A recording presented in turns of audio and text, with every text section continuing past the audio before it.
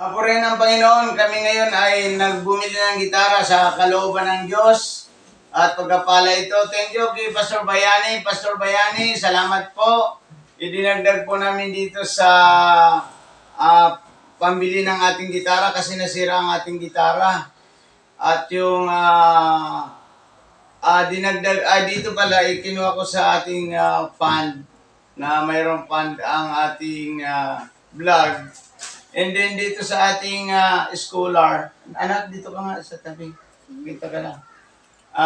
Pakita mo lang ang mukha mo dito. Ito yung ating dinagdagan, ating scholar. Salamat po sa kanyang buhay.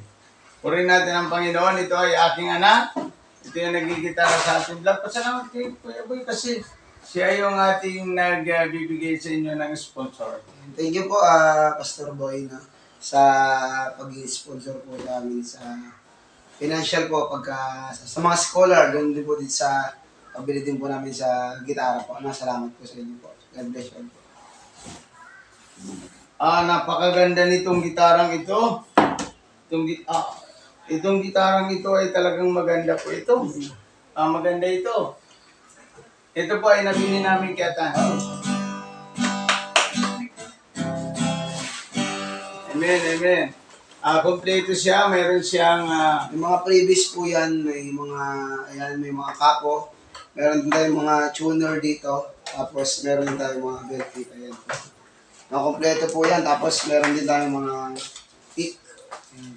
Kaya sa lahat po ng mga gustong order, yan, message nyo lang din po kami, then recommend po natin yung sa shop ng Taste, Ang gitara ito, napaka-quality, solid po yung tunog.